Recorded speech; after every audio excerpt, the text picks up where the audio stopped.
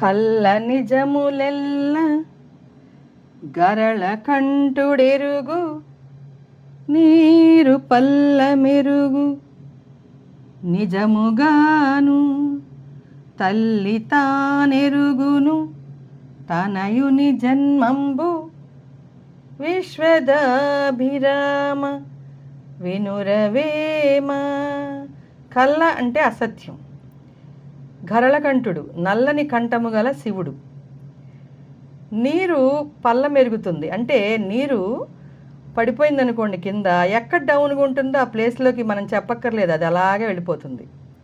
అలాగే మనం అబద్ధం చెప్తున్నామా నిజం చెప్తున్నామా అనేది భగవంతుడు తెలుసుకుంటాడు. అంటే మనకు తెలుసు మనలోనే భగవంతుడు ఉంటాడు, అదే అంతరాత్మ. మనం పైకి ఒకటి మాట్లాడతాము, లోపల ఒకటి అనమాట. అది ఆత్మ, అంతరాత్మ, పరమాత్మ. పరమాత్మ అంటే దేవుని స్వరూపం. అంతరాత్మ హెచ్చరిస్తూ ఉంటుంది నువ్వు అబద్ధం చెప్తున్నావు అని. అలా మనకే తెలుసు, అది ఇంకెవరికి తెలుస్తుంది మనం అబద్ధం చెప్పాము నిజం చెప్పాము. అలాగే కుమారుని పుట్టుక తల్లికే తెలుసు, ఇంకెవరికి తెలుస్తుంది?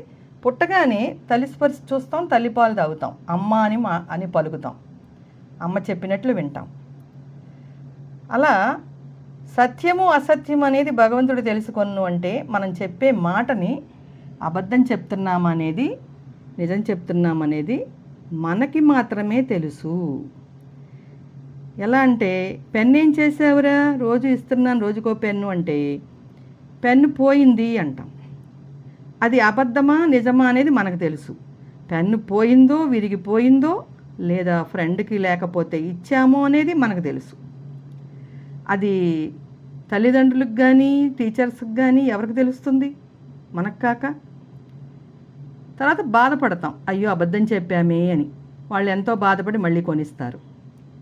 కానీ ఎంత బాధ అయినా మనం అబద్ధం చెప్పకూడదు, నిజమే చెప్పాలి. ఇప్పుడు అబద్ధం చెప్పామంటే తర్వాత మనం నిజం చెప్పినా ఎవరో నమ్మరు.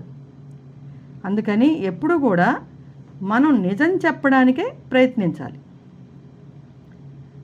ఓకే, ఇంకొకసారి పద్యం.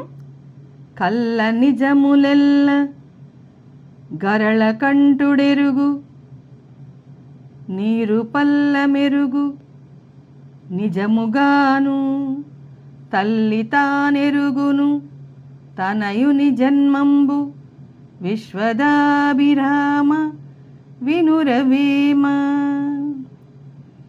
కల్ల నిజములెల్ల గరళ కంఠుడెరుగు నీరు పల్ల మెరుగు నిజముగాను తల్లి తానెరుగును తనయుని జన్మంబు విశ్వదాభిరామ